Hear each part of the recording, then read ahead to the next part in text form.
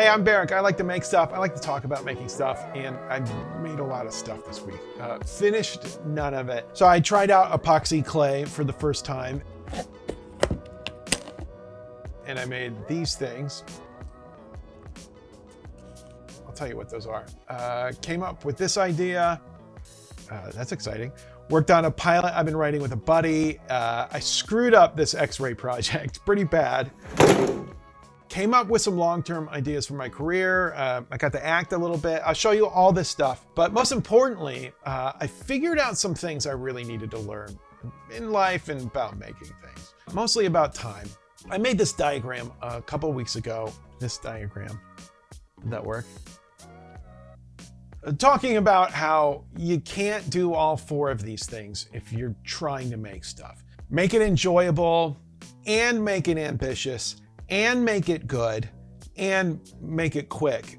And I realized I've been trying to make everything quick lately. I realized I've been pouring all my attention into one project, when in reality, I like juggling 10 projects and doing them at my own pace. But now I've set up the system where I'm like results oriented, and I've given myself a time frame, and it dawned on me. This is my revelation. What's the rush?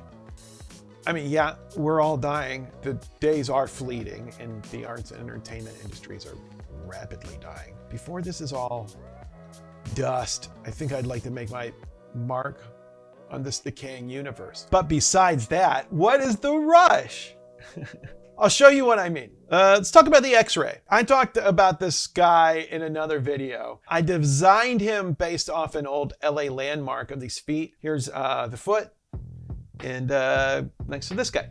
So I think it came out pretty cool, but then I wanted to make it harder, more ambitious, want to elevate it. So I thought, what if I printed it out on some kind of like laminate, and then it's see-through, and then it could look like a real X-ray. And then I thought, I could like make a box like they have in hospitals. The doctor slides the thing up. Like I can make one of those, and then that's the finished art piece. And that's so much cooler than just like a print. So into it. So I almost made it. I sketched out the plans. I worked out sizes. I borrowed a table saw. I bought all the materials. I cut them.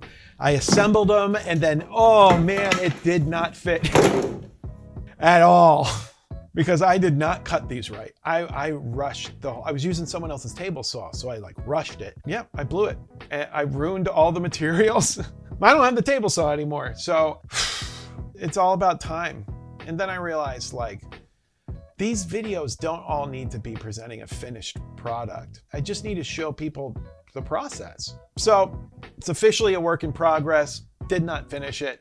Don't know how I'm gonna make it. Still thinking about it, but I'm not rushing it. But then I got excited about a new idea. A painting with a hole through it. Through the glass, through the painting, the backing too. And then I thought, maybe you would see through the painting and then see the nail and the wire it's hung on.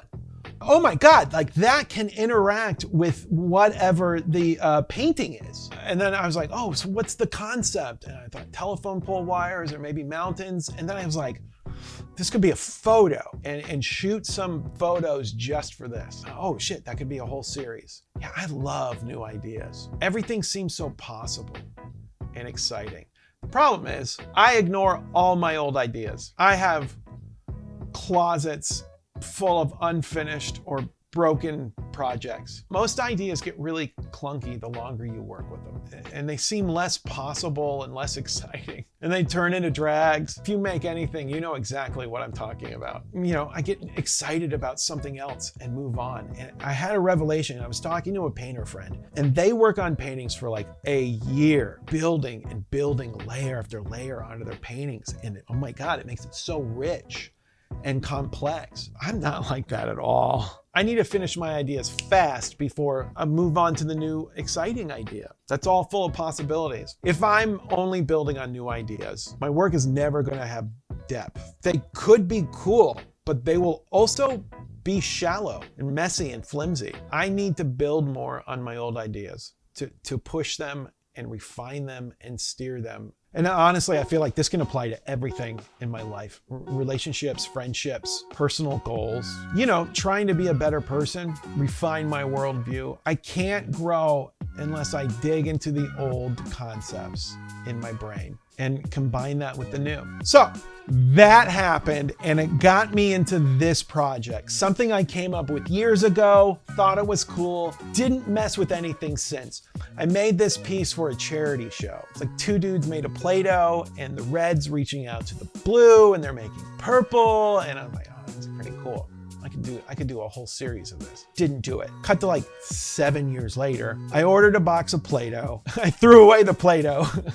It tastes salty. Do you think they make it salty so kids don't eat it? Whatever. I threw it away. I want the sculptures not to be made of Play-Doh. I want them to be permanent. So I tried out this new epoxy clay, and it's awesome. I've been making things for 15 years out of polymer clay, which is like Sculpey. You bake it, and it hardens. But this beats Sculpey every single way. It doesn't shrink and it air dries. I made these two fellas. I had no plan to turn them into animals. They're just supposed to be weird creatures, but the shapes just like, oh, this is a rhino. Oh, this is a weird shark. So here we are. I really dig them. I wanted to rush these sculptures and do them in one sitting, but I said no. And I need to build these over time. So that's what I did. I'm way happier than if I had rushed them. So next step is to paint them to match the lids, which honestly is a little intimidating. I'm not sure I can mix colors that well. We'll see. Building on old ideas with the new ideas. Then I was writing with my buddy Brendan, he directed the movie I wrote called Spell.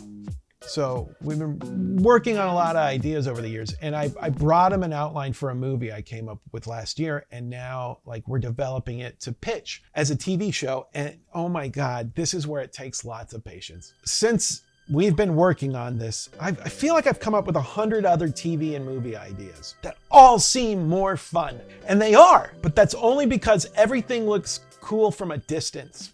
But once you get up close to an idea, you know, you start seeing all its faults. And it goes from being an LA9 to an LA3.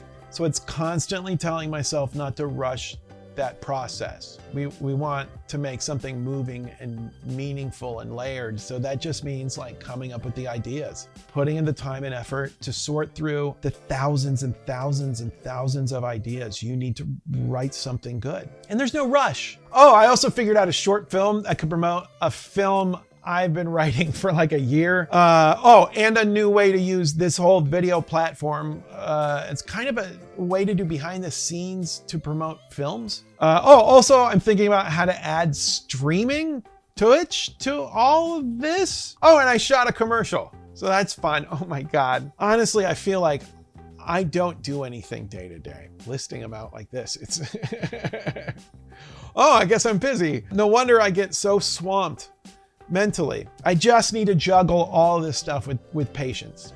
Okay, so I'm feeling a little more encouraged than the last video.